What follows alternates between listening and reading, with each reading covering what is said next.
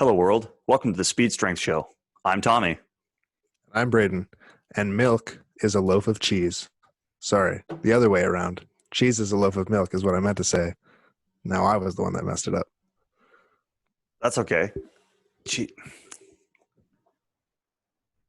Cheese is a loaf of milk. Yeah, dude. I guess it kind of is. Like, what is a loaf? It's like a rectangle. Yeah, it's just like it's I don't know what it is. It's a thing. Yeah. Because the It's only thing I've like, ever thought of is a loaf of bread. I've never described anything else as a loaf. yeah. I mean, maybe a loaf needs to be baked. That might be the case. I actually don't even know. I didn't look up the definition of a loaf. No, I don't even know what the definition of a loaf is. But Because like I said, the only thing I can think of is a loaf of bread. yeah. Well, I think of that, which obviously is baked, but then I also think of a meat loaf, which is also baked. You would hope. You should bake or cook Likely. your meatloaf. Yeah. I mean, I don't think it becomes a meatloaf until it's baked. That's fair. Yeah, because you have to throw the other stuff in there. Yeah, the And it, cheese being a loaf of milk. That's because I don't even know what the process to turn milk into cheese is. Like pasteurizing happens, but that's like milk. That's a milk thing too. yeah, I'm not a dairy farmer. I have no idea. Oh, they take the curds. That's what they do. They definitely take the curds. Curds are cheese. No, I know. Yeah, I feel like I don't have the baseline of knowledge to actually comment on this. Yeah, we could be out of our depth on this one. I know I was joking before about not having anything to say, but like I genuinely feel like I don't know what the process is of making milk or a milk product into cheese. Yeah, I don't really like it. There's definitely curds. Curds come about somehow, and then that gets put into cheese, a loaf, if you will. A loaf. Man. Yeah, like I said, I'm actually struggling on this one because I feel like on all ends I have like no idea. Mm. Like I don't know what a loaf is. I don't know how milk goes from becoming,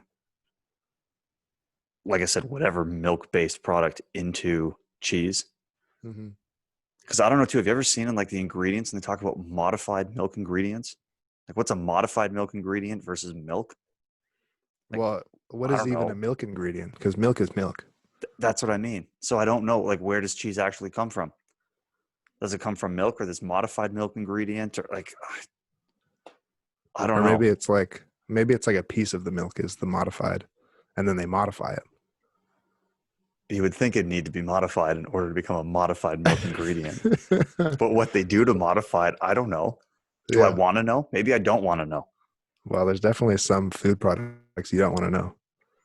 Well, that's what I mean. So is a modified milk ingredient maybe, you know, ignorance is bliss here and you have no idea what they've done to modify it. But I mean, maybe it's okay because like everything that's processed has been modified. Yes, to some Even extent. like honestly, the process of milking theoretically is modifying the milk. Is it? Like at least in its location, you know, it goes into a bucket or whatever. Yes, you Which modify, but I think the modification does it not refer to an actual change in like the substance itself? I mean, but maybe as it goes into its receptacle, it's reacting chemically in a way. I don't know. The environment would be different. The temperature, Yeah, and like the pasteurizing modifies it in a way. I think. I'm gonna be honest. I don't even know what pasteurizing is. I've seen it like 100 times on milk jugs and bags and dairy products. No idea what it means. I'm pretty sure I learned it like last week that you superheat the milk like really fast to kill all the bacteria. Oh, is that what it is? I'm pretty sure that's what it is. Okay. Like I said, Because I have no idea what it is. I've seen the word yeah, thousands of times probably on because dairy products, past but yeah, pasteurizing means it can't go bad. Like milk actually doesn't go bad apparently. Like it goes sour, so it tastes gross and it gets chunky, but it's not actually unsafe to drink. And like, I'm not recommending people drink it because I'm not an expert, and like maybe it's unsafe, but this is what I've heard. I would think it'd be unsafe, but I don't But know. what I've heard is it's not. And like the best before dates are just this is when it tastes good, not when it is safe to eat versus unsafe I mean, to or some drink. extent, that might make sense considering some cheeses take a really long time to make, right? Yeah. Like if you think of aged cheeses. Mm-hmm. So maybe Mm-hmm. that's why you can have like a 6-year-old cheese or a cheese that ages for a very, very long time before it Yeah. becomes the finished product. Well, and like blue cheese, I'm pretty sure actually has mold in it, right? Yeah, I'm pretty sure the blue stuff is mold. And it's probably not the only cheese that is some sort of mold. Yeah, I don't think so. Lots of kinds of cheese. I know, and mold, and yeah, I feel like I was not well equipped for that intro. I mean, hey, but we said stuff, We which is said all stuff. It was like a random 5 or 6 minutes of banter. that's all we're here to do. We got It's nowhere just with it. Sort of. Well, nowhere definitive. yeah. We explored a little bit. Yeah, we explored it. We dabbled in it. We explored possibilities. All right. Well, if anybody in the audience is a dairy farmer, you know, Or a dairy maybe, expert. or a dairy expert, yeah, a pasteurizer, who's to say? Is that a job? Who knows? I don't know. What do? I superheat milk. If that's what Yeah. pasteurizing is. Yeah, it needs to be done anyway by somebody. So That's right. yeah, well, let us know, I guess, if milk's safe to drink, or I'm still not going to chance it. pasteurizing is. I won't chance it. Like I'm saying, it's definitely gross. So I'm not recommending it, but I'm saying you can probably. But That's still not confident enough for me to do it. I You're just saying you would can be. probably do it. I I'd would be just like, be well, I'm so not going to take afraid. the chance on that. I'd just be so afraid of telling someone to do it and then they get sick. So That's all, I this wouldn't. is like That's my why I wouldn't thing. even do it. I wouldn't even This chance is it. something I do is I'll say something absurd and I say maybe at the end of it. So if you disagree with me, then I can claim that I didn't commit. You know? Some sort of wrongdoing on your part. Yeah. All right. Well, that was fun. That was different. That's for sure. Yeah. I didn't expect the conversation to go that way. As soon as you said a loaf of cheese or cheese loaf of milk or whatever it was that you. Yeah. Well, it started off on a bad foot for sure. That's all right. Yeah. Makes it entertaining. Yeah. We're just here to have fun. And we do this live, so there's no retakes. Like, no happens. Retakes. Well, one retake so far. Yes. I feel that's the only time we've ever really retaken is if someone screws up the opening line. Yeah. Yeah. It's not too late to go back yet. But as soon as the those ones. opening line is said, you're locked in for an hour. You get what you get. You get what you get. Exactly. So exactly. I don't know how to make this a clean transition, but we're going to talk this is not going to be a clean transition at all. I think you just go for it. Yeah, we're going to talk about training back from an injury, recovering from an injury today. Yeah, good topic. In that arena, because we alluded to it last week. We did. And that gave us the idea to talk about it this week. Yeah. Yeah. Which was, I mean, yeah, it'll be cool. I mean, we've definitely both been injured. Maybe not. I mean, I feel like I've been injured a lot. I don't know if you've been injured a lot, but definitely like at least one serious one. Yeah, the back was pretty crappy. Yeah. I'm not very smart when it comes to injuries. I mean, I feel like nobody really is. If it's their own, I feel like nobody is. Yeah, I do a lot of stupid things with my injuries. Like I usually just keep doing things until it goes away. I mean, which is not a smart thing to do at all. Well, I mean, if it goes away, then theoretically you're doing the right things. Yeah, maybe I'm just not very good with the loading, perhaps. Maybe it's a volume or intensity adjustment because I don't actually change what I'm doing. Yeah, which, like, I mean, maybe is fine. Like, it's not like, oh, squatting hurts, I better stop squatting. It's like, I'll just keep squatting until it doesn't hurt. Or it hurts so much that I can't squat. That's the avenue that I'm going to take. Yeah. Which I would never recommend, and I don't do with people I work with. Yeah. But it's okay for me to do that to myself. Right. Yeah, I've definitely been in that boat when I started powerlifting for sure. I was in that boat with squats, literally. Get a squat until it hurts too much or not, because the number on the bar is more important at the start, you know? I don't remember who said it, but there was somebody in the pack, and I remember this line word for word. And they were talking about injuries and deload weeks. Mm-hmm. And they basically said the only time they get injured is when they're on a deload week because they only deload when they're so injured that they can't do anything. Yeah, that So for sounds them, right. a deload week or an unload week and an injury was the exact same thing because they either just kept going like full tilt or Yeah, they got so injured that their body made them deload because they were no longer able to do whatever it was they were doing. yeah, that sounds. I can think of a few people that might have said that. Yeah, I mean, yeah, I think a lot of people are the same way. I definitely remember like when I started powerlifting, I would have planned deload weeks, Mhm. but I'm doing everything in my power to train until that deload. You know, so if something comes up before that, like I just got to make it 1 or 2 more weeks, Just survival mode. and then the deload's gonna save me. So, which it does not. It definitely does No, not. it's such a reckless way to do it. Yet Mm, for some reason, for myself personally, I still do it that way. really? I don't know why. I mean, yeah, yeah.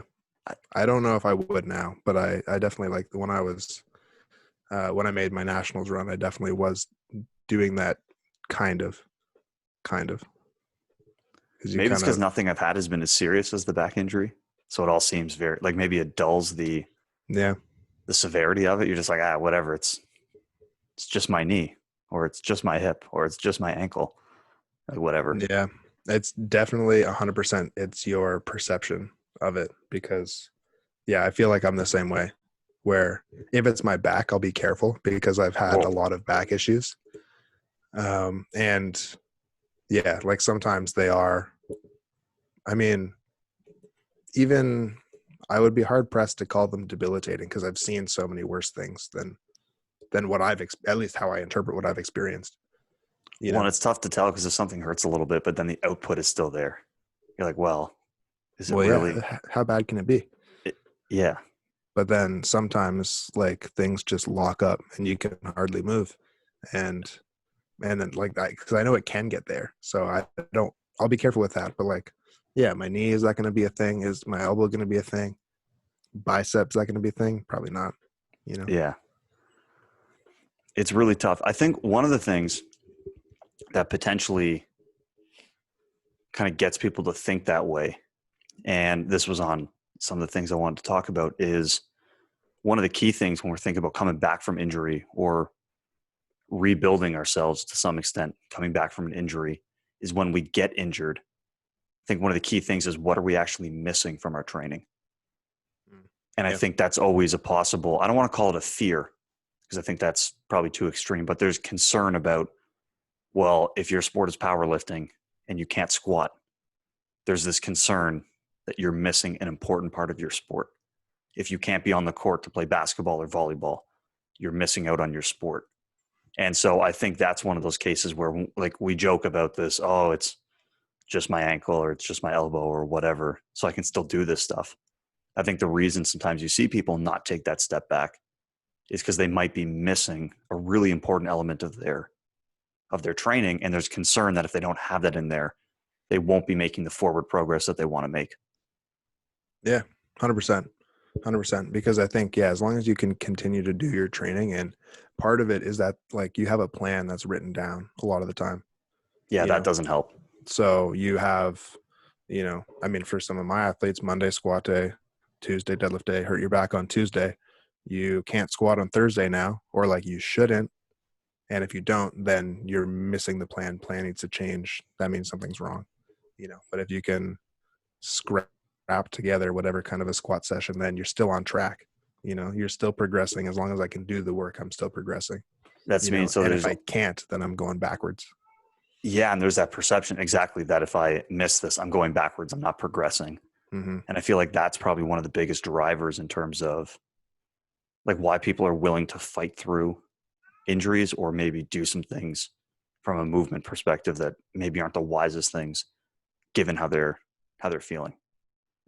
Yeah. Well, yeah, I think in a lot of like definitely in powerlifting, probably in other sports as well, you have like a pretty narrow mind of what progress means. Mhm.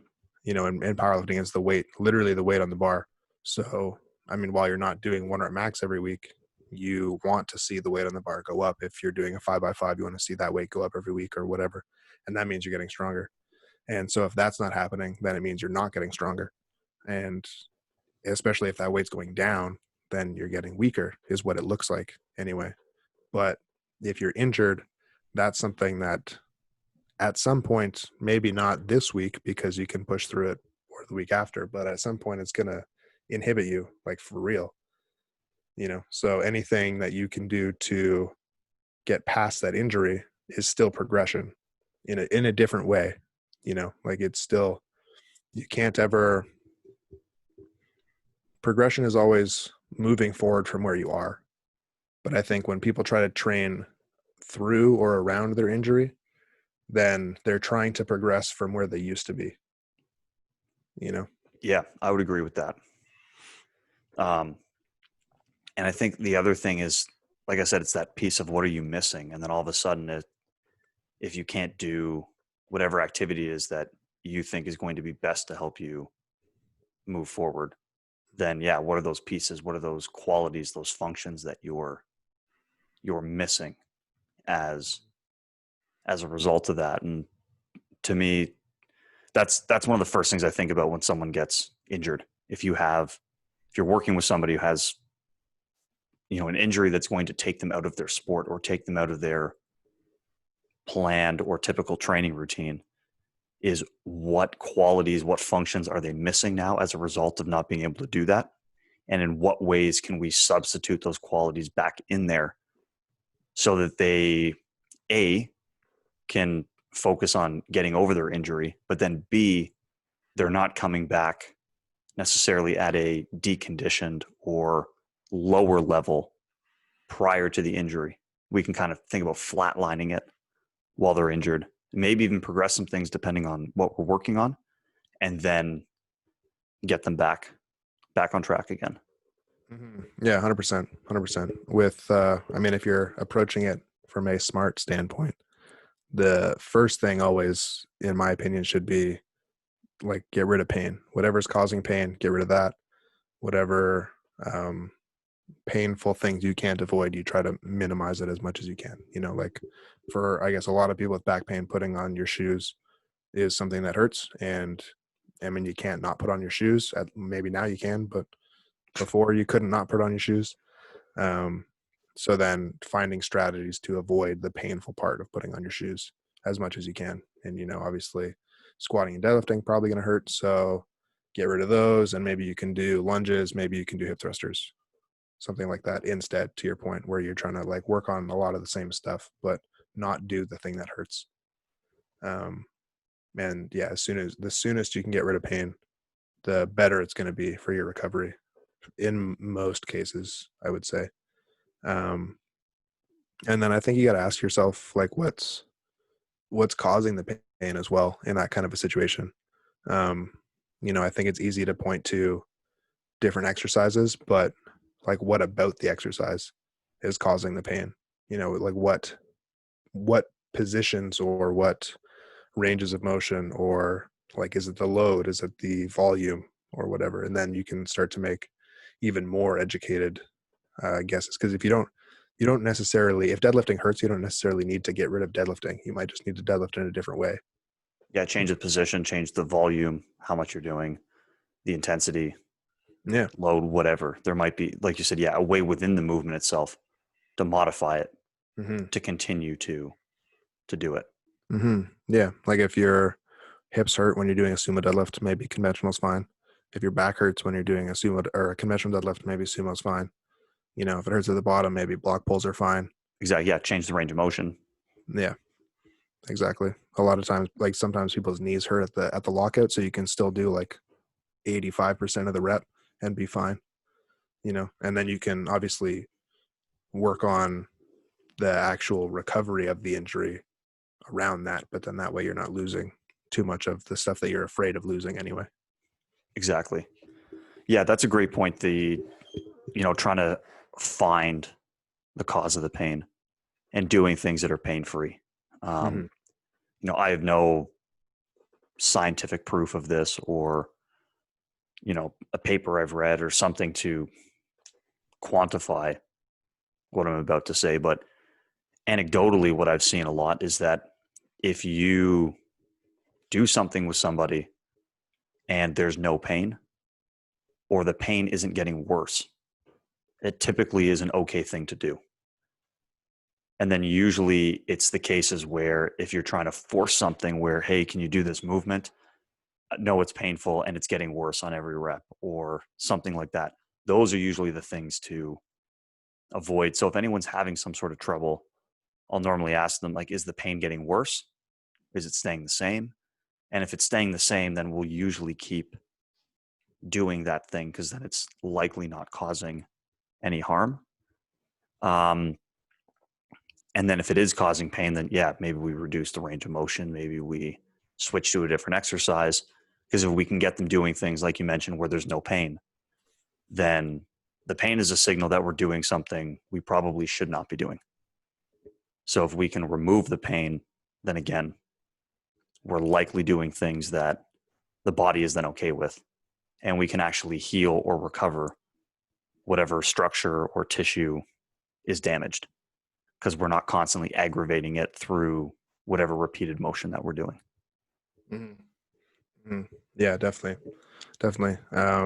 Yeah, I follow the same rule in most cases. Like if somebody is recovering from an injury, if it's something new, I think, like if somebody's never experienced this thing before and they say, oh, it hurts today or whatever, then for today, just stop.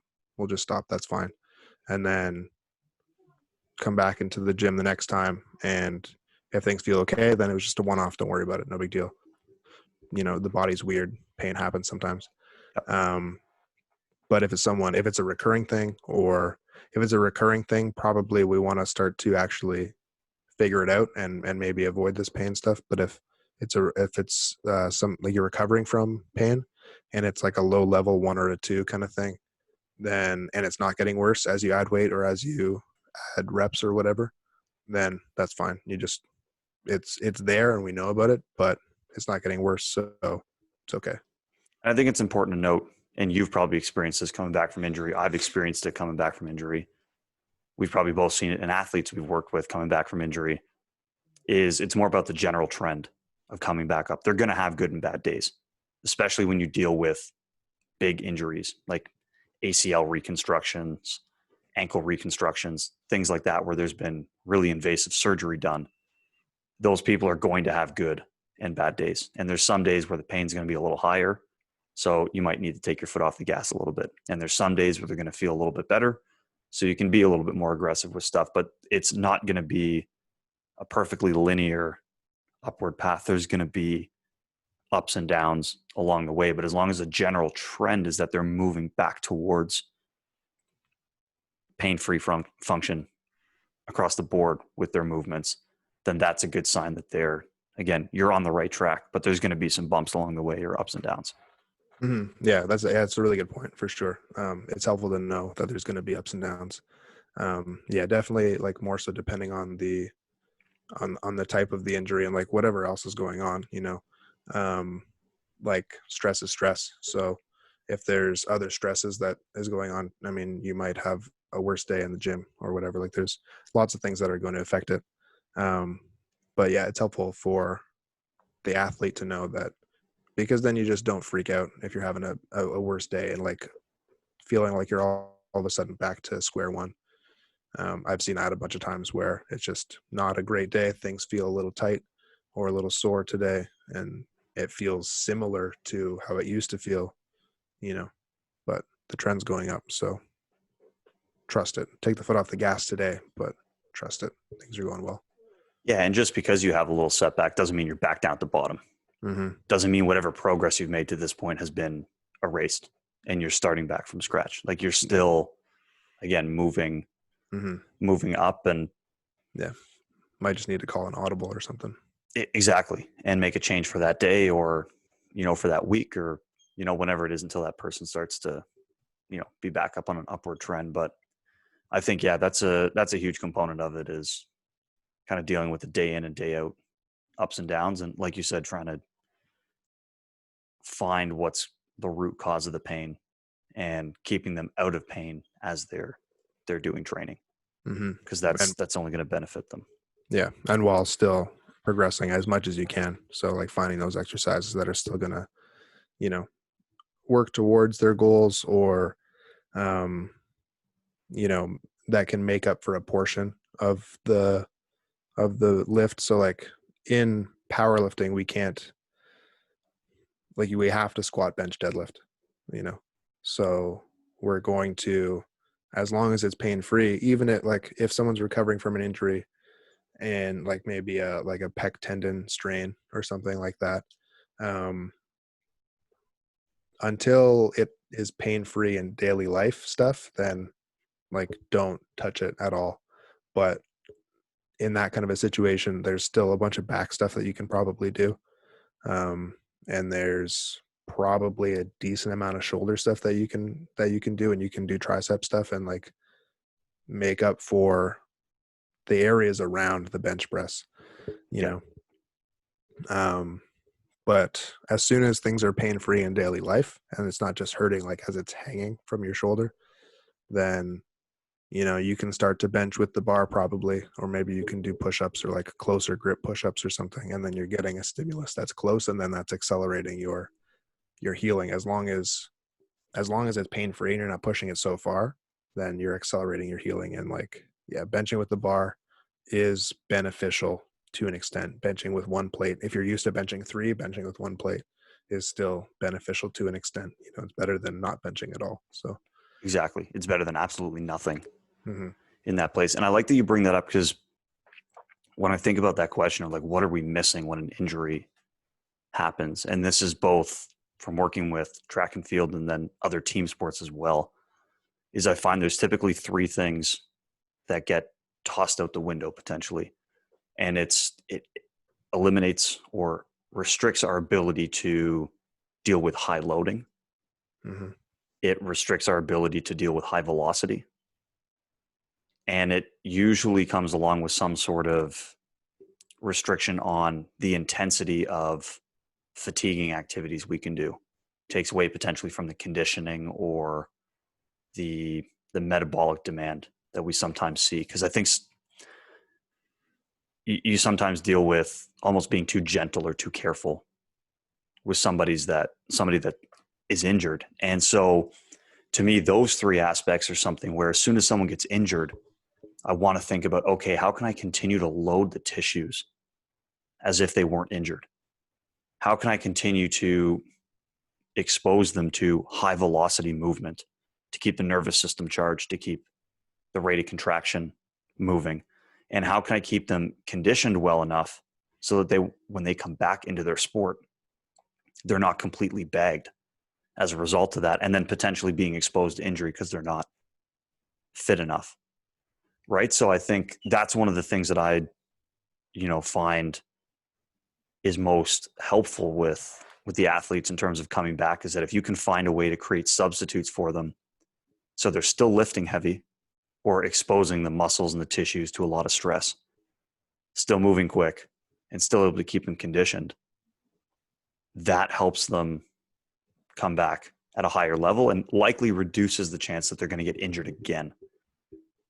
Right? If someone, like classic example from the track and field world, is someone pulls their hamstring, they can't sprint.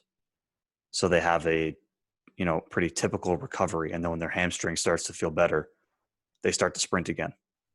But maybe that's 5 or 6 weeks later. And then all of a sudden something else goes because they haven't done high speed, high intensity work for 5 or 6 weeks.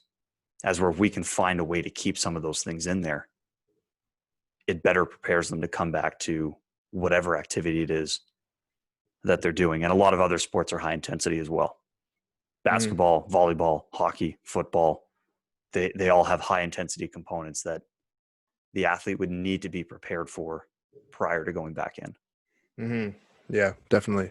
Definitely. And I mean, it's helpful to like ease them back into it a little bit as well.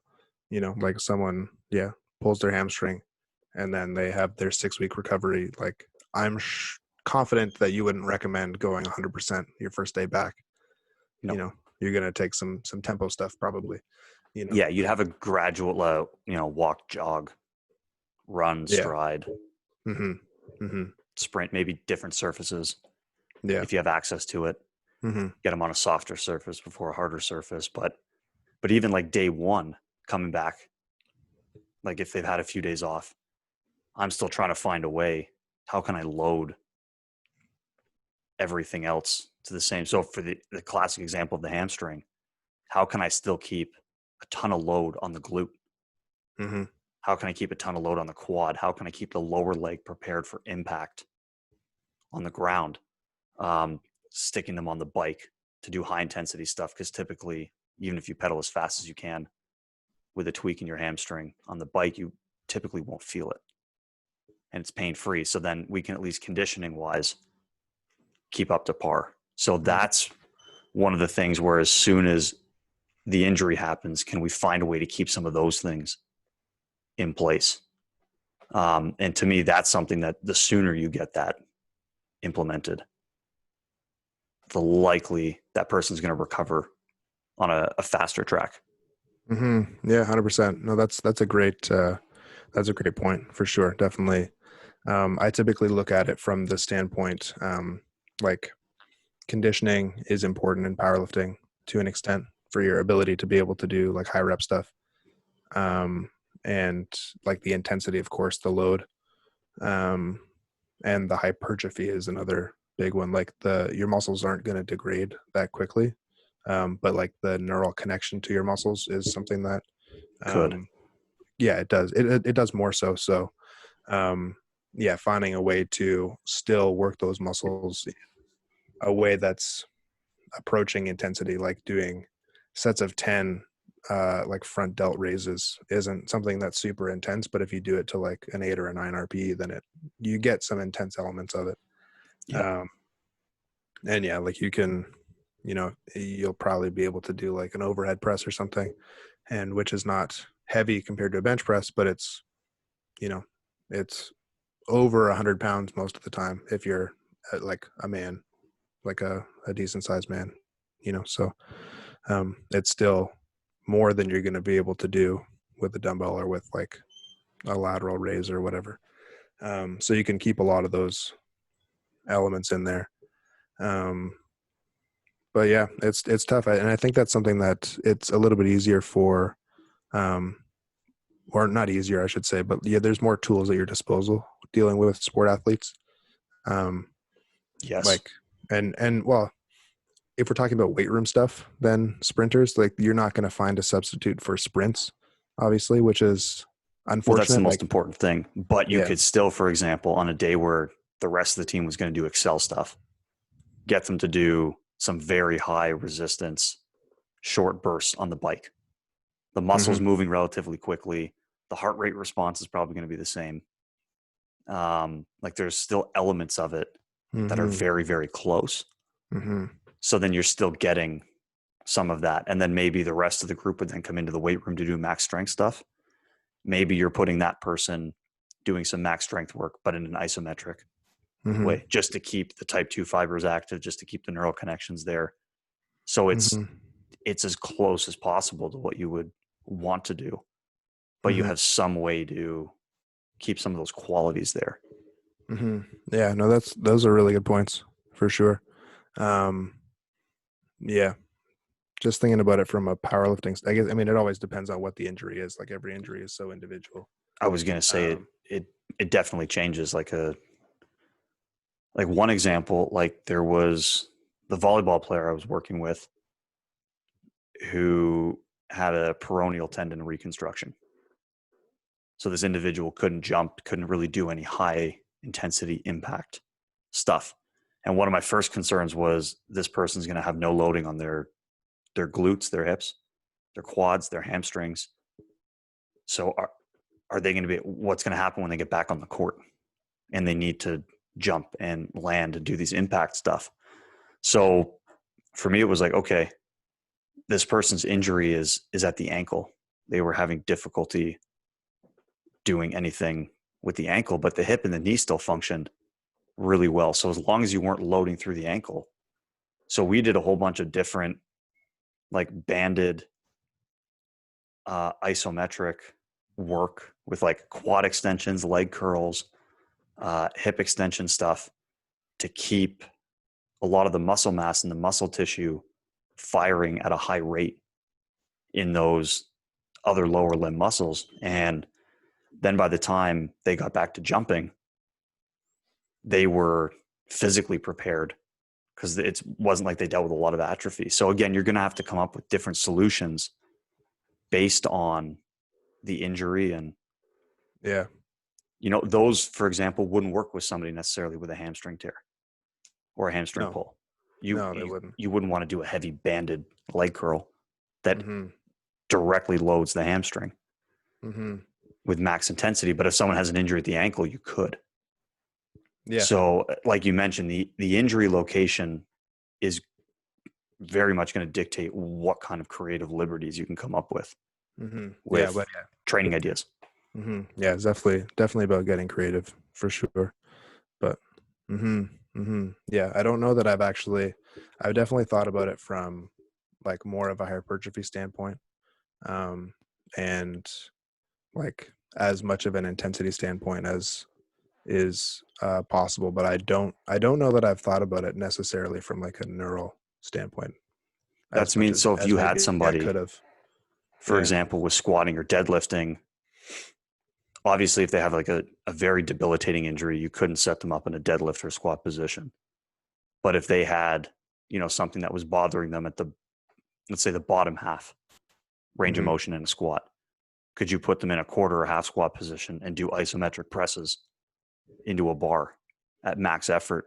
And Mm-hmm. that should keep the neural drive. That'll keep the big muscle fibers Mm-hmm. active. Mm-hmm. Is that something you could potentially do with, Mm-hmm. you know, Well, your yeah, I power mean, lifters? probably, and like we definitely do. Like there's been times where people have like trouble with their knee at lockout. So then we'll do like up to 85% or wherever the pain is, just stop before that. Exactly. If there's pain at the bottom, then like block deadlifts work really well, things like that. So yeah, I mean, there's definitely stuff like in terms of range of motion working around stuff. I mean, if someone can't, I guess like people can usually handle at least a portion of the range. Yeah. um and then like maybe I guess there's other things that like a belt squat doesn't load your back if you're trying to, you can squat that way, or like a leg press depending on the position of it a lot Yeah. of times doesn't really load your back, things like that. So it's interesting, but it's an interesting thing, I guess, that like you need to find a way to approximate sprinting, kind of. I need to find a way to approximate squatting, benching, deadlifting Yeah. in a way, you know. But like a football player, hockey player, baseball player doesn't have to at all. They probably want to approximate their sport, like if a quarterback has a broken leg or whatever, they're still probably going to throw the ball just from a seated position. You know, Potentially. they're going to do what they can in that regard. But in the weight room, it doesn't matter. You can. So like the first time I experienced back pain really from training was when I was in first year off season, I think, playing football. And it was like squatting and deadlifting that did it, for the most part, which no surprise. Then Corey, S&C coach at the time, Yeah. said, okay, perfect, hip thrusters, split squats.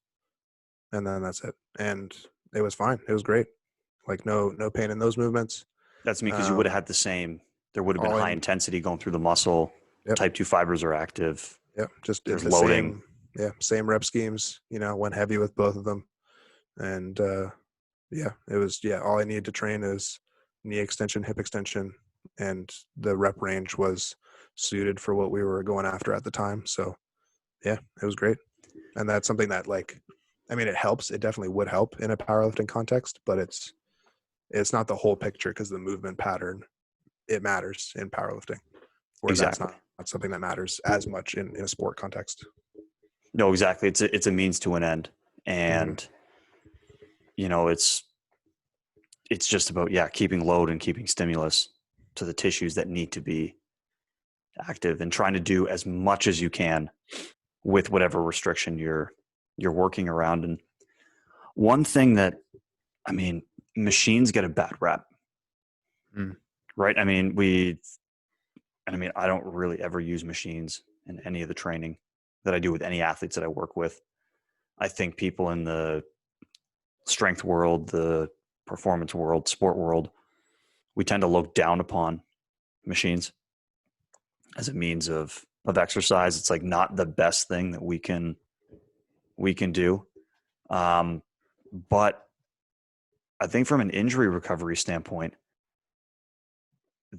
you can get creative with the machines and find a way to load tissues that wouldn't otherwise get loaded, and continue to work the muscle at least. And again, there's so many weird machines out there that I've never seen before. But if you are somewhere where you're training people and you have access to machines, you may want to put people that are injured on certain machines to get stimulus to those muscles. I mean, there was the one summer where I was dealing with the adductor pain, and in the program I was doing RFS, hip thrust, RDL, and pull-ups. With that adductor pain, I couldn't RFS without any sort of pain. So I was doing some quad extensions just to keep stimulus to the quad because I could extend the knee and work the quad at pretty heavy weights in the leg extension machine without any pain coming up in the adductor. So that was a good way. It's not as good as an RFS, obviously, but I kept loading and kept stimulus to the quad at the time. So I think machines are another interesting avenue that you should at least explore and not just ignore it because we have this tendency to think machines are simple, therefore they're bad, and it's not quote unquote functional for training athletes or people that want to perform at a high level. Yeah. I mean, that's a great point though. And that's something like, yeah, definitely they get looked down upon in our fields, I would say most of the time. I honestly, a lot of the time just forget about them because like, I mean, working out at home, there isn't any. The gym that I Exactly. train at has like a couple, there's like the cable machine is awesome. You can do like most of the stuff like any machine, you can do most I of the don't stuff with even the count cable. like when I think of machines, I don't even think of the cable machine as a No, because it's machine. not It like doesn't really get put in that same like yeah, frowned upon category for yeah, whatever reason. it doesn't really restrict your movement that much. Um, and yeah, like the gym only has a couple of machines. Um, and yeah, I mean, like not everyone I train, they don't all go to like those like Good Lifes or whatever where they have a bunch of machines. A lot of them are just gyms similar to this one. So yeah, definitely like forget about them a lot of the time. But yeah, great for hypertrophy stuff for one, and then great for working around injuries like we talked about the leg press. Quad extension is great if you can't, get into deep knee flexion positions. Yeah. Not as good as mimicking a lunge or a squat pattern or whatever, but But you definitely keep the solid. properties of the muscle intact. Yeah, You can exactly. keep If you're size, you just can keep strength, you can working on that. Hmm. yeah. And like the other things you're getting from an RFS is like some balance stuff, which you can't really, in the other exercise you mentioned, you're not getting any of that, but that's fine. You can do balance stuff in any kind of a way. Hip extension, obviously, you're getting with the RDL and the hip thrust. And core stuff, you're going to do all your own torso training anyway. So it's yeah, you're the only thing that was essential 100% to that movement you're handling with the quad extension. um and I'll use I I program chest supported rows a lot, um because and like I'll program them more for someone that has had back issues. But I just think they're great because you don't load your back at all, and you don't load your low back at all. Sorry. Yeah, you're supported by the bench the whole time. Yeah, I think that a bent over row or some variation of a bent over row is better, and transfers a little bit better to a deadlift. But chest supported row is great. You do everything you need to do. And without having to deal with like the coordination of free weights, like you're keeping yourself in the groove versus the machine keeps you in the groove, you have a lot more freedom to focus on the things that you're not necessarily great at. So if somebody is like, one that I deal with a lot is like some kind of shoulder impingement. So if somebody has that, a lot of the time they're not great at keeping their shoulder like pinned down. Back pockets is one that we talk about a lot, right? So then like a chest supported row, you don't have to worry about where the row is actually going to touch your chest and all these sorts of things. So you can purely just focus on what your shoulder's doing as you're rowing. Same kind of thing with like a chest press. You could have a lot easier time focusing on what your shoulder's doing, and you don't have to worry about the bar path or anything like that. And I think when we're talking about injuries, that a lot of times people are hurt because they're doing something like the movement itself isn't the problem. They're doing it in a way that's not great for them right now. So a lot of times when we talk about recovery from injury, you'll be talking about cues and modifications to the movement that allow them to do it in a pain-free way. Sometimes it's just a setup thing, but sometimes it's a cue that you have to practice and focus on and like learn a new skill essentially. And I think machines can allow you much more opportunity to focus on that stuff.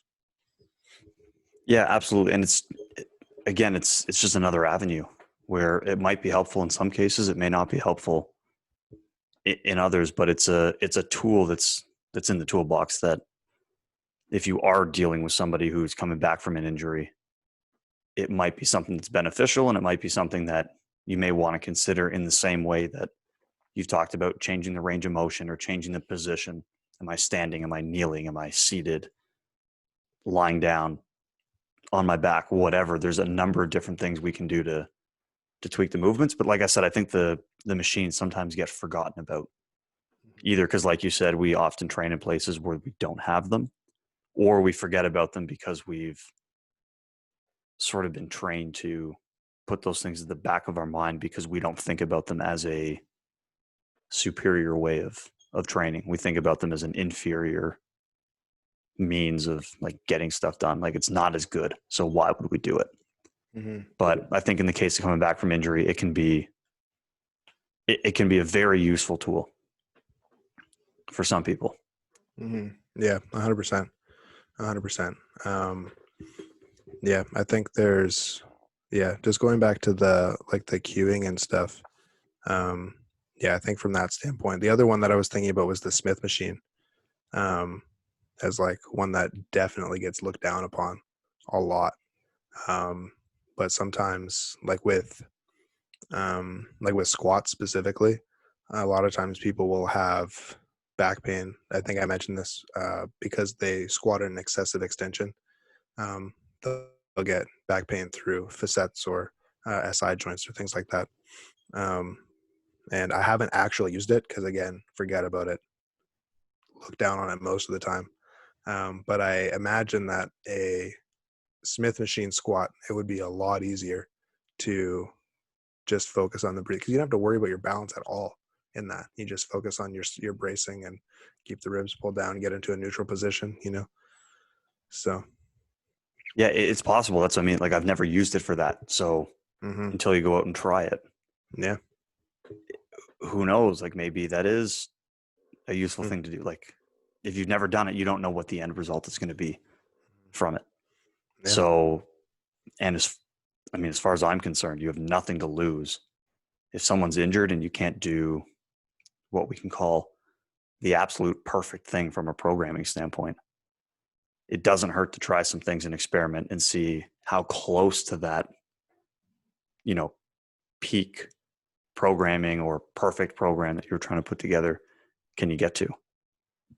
So it could be something that's useful. The last thing I wanted to touch on, at least just from my end here, was the loading too that we deal with an injury. And I talked a little bit about it at the beginning about, we tend to not do high speed things. We tend to not do high load or even high intensity things in general. We tend to think about, okay, the person's injured, start them low, build them back up.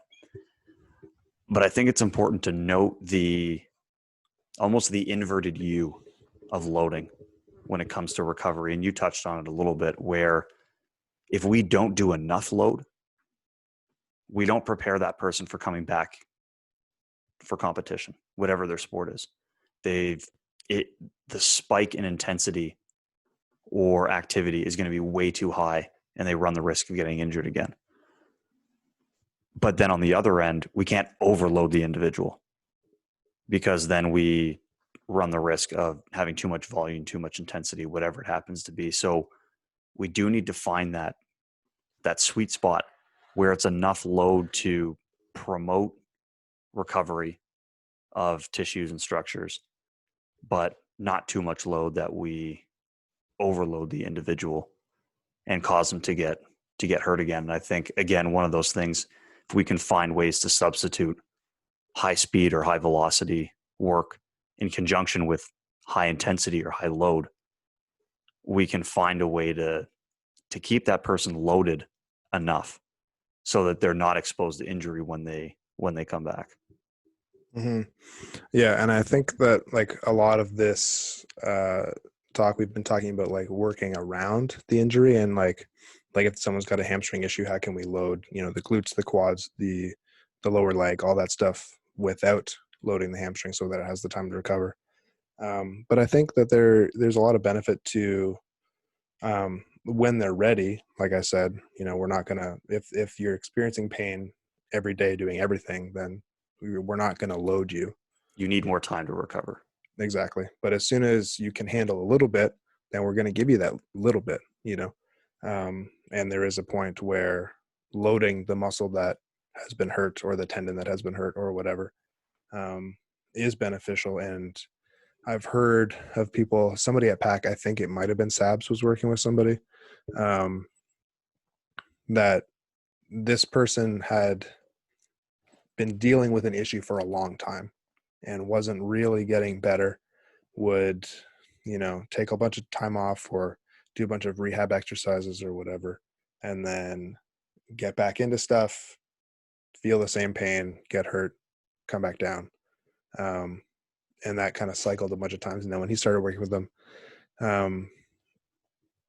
he decided, like, we want to do as much as we can essentially without feeling pain. And like you get to that point where you're just on the threshold, because then you're stimulating that recovery. And if you're not pushing that envelope a little bit, then your body's like, okay, I'm fine here. I've recovered enough, Yeah, and that's so you can get close to that ceiling to help Exactly. bump it up, and then just keep being just above. Yeah. I can't remember. I think it was like maybe deadlifts or something that they were working on at the time. And like they got up to like 375 or something pain-free, but like that was the limit for that day. Yep. And then you push it a little bit, and you're getting to that point. Like, I think a lot of times in like muscle or tendon injuries, you can feel like there's a point where it's 100% pain free, and then you get to a point where there's like, it's not painful, but you notice it. There's something there. You feel something. There's a little bit of you're aware, and then like that's your stopping point. But then that's just you're telling your body that you need to keep going, keep healing, because we're going to push it. Just, you need to keep up. Yeah. Kind of thing. And like you said, loading the actual tissue or area that's injured as well is extremely important. Yeah. In a way that's safe. Exactly. And I think that's a whole nother, I mean, at least in my opinion, like that's almost a whole nother conversation in itself, is how do you load an injured tissue safely? Because that's not as simple as just, make sure there's no pain. I mean, it goes beyond that. Yeah. Yeah. Well, obviously being pain free is a big part of it, but if it were that simple, everyone would know how to do it. And everyone would know how to do it really, really well. But I think it's great that you bring that point up, because it is important to note that you're trying to do everything you can to work around the injury. But at the same time, you're also doing everything you can to work with the area Mm-hmm. that's injured, because at some point you're going to have to address it. At some point you're going to have to load it. You're going to have to get back to doing whatever movement it is that's painful in a pain-free way. Mm-hmm. So that's great that Well, you brought that up, because mm-hmm. you wouldn't want that to get lost on people. Yeah, exactly. And I mean, I think we will keep talking about this next week. Um, Yeah, I mean, it could be, Probably it could yeah, be like another. So, but yeah, I wanted to bring that up, and because I don't think a lot of times, like to your point, you have to prepare them for like when they come back. They have to be prepared to come back. And I privately um, have a lot of conversations sharing my strong opinions about uh, some people in like a rehab field or in like a medical field and stuff, and how like the advice isn't always the best because they don't deal with athletes. And if you're dealing with lay people, you can tell them to whatever hurts, don't do that, for 2 weeks, 6 weeks, whatever it is. The recommended time changes based on where the pain is. And do these couple of exercises and you'll be fine. Just don't do that stuff. yeah. And, when they go back to that stuff, it's probably going to be fine because it's super low intensity. It's not a big deal. But if you're dealing with an athlete, they're probably going to keep doing the thing that hurts anyway. And B, if they stop doing it and whatever exercises you're giving them isn't going to be helpful because they're not a lay person. They don't have weak glute medius, things like that. Well, and the relative load that they're used to handling is way higher. Exactly. Like, If think you're about someone's 50% 1RM who's a trained strength athlete mm-hmm. versus a regular person. Night and day. Yeah. So it's like things, and then when they go back to squatting, like, yeah, sure, they're pain-free in daily life, but they're going to go back to squatting and it's going to be a lot heavier than what they've been used to for the last 2 to 6 weeks or whatever. They're not going to be able to handle it. It's still going to hurt because they haven't corrected the thing that actually hurts them. Yeah.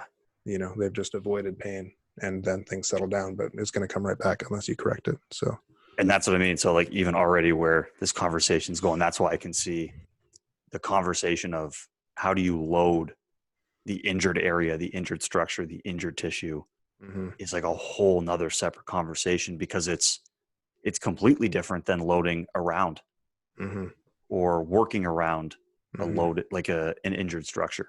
Because Yeah. like, of all those things you're just bringing up right now, it's a completely different world, and it's so dependent on the people that you're actually working with. Because yeah, like I said, some of these strength trained athletes, 50% of their 1RM is 150% 1RM for a regular person.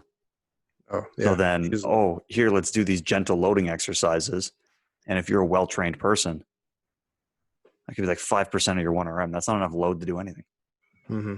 That's right. So that's, I mean, it could be like, that's like I said, I'm glad you brought that up, because that can be a whole nother conversation. That's Yeah. like, and it's Yeah, an I think so. interesting conversation to have about how do you load an injured structure? Mm-hmm. What do you do? Yeah. What's safe? What's not safe? I think that will be an interesting conversation for sure. Yeah. And then, we talk about loading intensity, musical intensity. What's musical intensity? I Beats don't per know. minute? This is just a bad episode for transitions. I thought That's I all was right. going to make it. I thought I was going to make Yeah. it, but I didn't. I didn't make it. It's fine. I knew that's where you were going, and then I was like, I don't know. Is he going to be able to pull this off? Let's wait and see. No, definitely not. Definitely not. My skills are shaky today. But I don't know. There's something there. There's something there. Intensity comes in a variety of forms. So Yeah, it could be the tone of the music, speed, beats per minute. Who yeah, knows? the pure volume, even Yeah, the decibel level. the decibel level. Sure. It's measurable. Some songs are louder than other songs, even if it's the same Yes. decibel level or whatever. I'm not a scientist of auditory stimuli. Auditory stimuli. Yeah, Someone researches it. I'm sure. What are you? What's stimulating your auditory pathways these days? uh, musically, I'm trying to debate. I'll go with the more fun one. Um, if I say I've been listening to whatever heavy metal band, that's like a par for the course. Whatever. That's not very fun. Night Flight Orchestra. Okay, that They're sounds a interesting. sick band. They're not an orchestra. It's just the name. So it's only 4 or 5 Sure. people in the band. Hmm. So there could be some confusion there. But it's a group. I think they're all Swedish, but they might be from other countries. But it's a collection of like metal musicians from different bands that have come together. But they're like an 80s pop band. Oh, that sounds great. So their sound is like really kind of like AOR, kind of like record vinyl rock with this 80s pop vibe to it. Like you would, if you heard their like that stuff, you would never know that some of them were in like, melodic death metal bands or something like that. Cause you'd be like, Hmm. oh, it sounds completely different. So they're really good though. Hmm. Would And you I say? found out about them because of Yeah. obviously their metal bands and projects. Hmm. But I mean, it's catchy, man. It's got a good vibe to it. I like it a That's lot. what do you say? Night Flight Night Flight Orchestra. Orchestra. Okay, I'll definitely check those guys out. That sounds great. So That sounds really cool. yeah, like I said, they got a unique sound to them. But it's Hmm. it's good enough that if I go into somewhere where someone's like, Tommy, you picked the music, I won't offend anybody. Hmm. Or like 2 seconds in, they'll be like, no, that's too aggressive. Please turn that off. It's like Yeah. this could be played on the radio. Right. So it hopefully meets the expectations of the majority of the people. But yeah, I find their stuff super catchy. Hmm. I sing along to it all the time. Nice. I hope no one hears me because I'm not Hmm. good at singing. But yeah, their stuff is awesome. I love it. Hmm. Very good. What Very about good. you? Honestly, like not a lot the last couple weeks. Um, yeah, like still, I guess a little bit of Kanye still. I think I mentioned that last time. Yep, you Um, did. a little bit of electro swing, I guess. Definitely some lo-fi stuff. Um, when I was at I wasn't training, but had training sessions at the gym last night, and man, whoever was controlling the music was just on fire with like it was pop stuff, but like I was into it. It was great. All the It was guilty great. pleasure pop songs where you're like, Yeah. I don't want to admit I like this song, but man, Well, I mean, I don't care. I mean, you know what I share on this. Like I yeah, admit it all publicly. I don't care. Um, Backstreet Boys, let's go. yeah, yeah. So that was good stuff. But like when I've been working out at home. Um, just I'm honestly focusing on my rehab drills and trying to actually get good at them, and not just do them so that I can squat, but I'm doing them so that I'm actually healthy. And then maybe when I try to squat, I won't need to do them anymore. Yeah, Um, so I've been enjoying that. And then while I've been working out, I've actually just been watching an anime show, Hunter x Hunter. So that's not getting me pumped up at all, but it's getting nice you when I take a focused. rest. Yeah, it's nice when I take a rest. So yeah, that's been good. It's funny. Just before we go, you made a comment about the lo-fi music, and Hmm. it is funny because we have the shared email for the show and the account and the YouTube Hmm. channel and stuff like that. And so I don't know if it's I don't know if this is like just random, but I'm assuming so when I go into log into the YouTube channel to upload some of the videos Hmm. and it comes up with like recommended videos to watch Hmm. and it's like lo-fi music channels or lo-fi music playlists and I was like, "Oh, Braden's definitely been on this account while doing some other work and it's like, "Oh, I'm going to throw this music on." Yeah, I think I did. I think I did that once or twice where I just Okay. got confused which account I was on. No, but I Um, just thought that was funny was I saw that come up. I'm like, "Oh, Braden yeah, must have been doing work." Because I saw the but lo-fi stuff come up. yeah, yeah. But I mean, it definitely. I think like platforms cross all the time. You Oh, know, it definitely does. like They I've spy on you so much. yeah, like I listen to like Avatar lo-fi stuff a lot, like the Yeah. Avatar theme lo-fi stuff. Um, but outside of that, I haven't really um like until just the other day listened to like the soundtracks from other shows that I've been watching. Um, but since I've gotten more into anime, I'm seeing like lo-fi stuff for all these different anime shows coming up on my YouTube feed now, which is weird all of a sudden because I watch them on Netflix or I watch them on GoGo Anime, Yeah. So and it's on something that's connected the Yeah, like platform. it's a Google search. Yeah, just gets Yeah, me right there. So I'm gonna I'm gonna use the show account a little more when I use YouTube, and we'll see what kind of random mishmash of it's gonna get so confused. yeah. That's what I want to do. I want to confuse the computer algorithm that's trying to figure out what to recommend. Yeah, I It's mean, gonna be like, it's like there's two different people using this. It's completely different. It's like, yeah, it's because it is two different people. if you So looked at my YouTube feed, it would look like it's two different people. Honestly, just there's so much stuff going on there. you're just a Renaissance person. You have so mall interests, and Yeah, man, just a complicated individual. that's right. Very diverse, big thinker. Yeah, yeah. All right. Well, very good. As always, if there's any comments, concerns, if you happen to know what pasteurizing is or when milk is expired, then let us know that stuff. Or if you have anything else that you want us to talk about, maybe things that we actually might know about, then let us know on Instagram or YouTube or whatever. At Speed Strength Performance for Thomas, Speed Strength Show for the show, Braden Southern for myself. Yeah, and that was the Speed Strength Show. Thanks, world. I'm Braden. I'm Tommy, and we'll see you next week. Peace.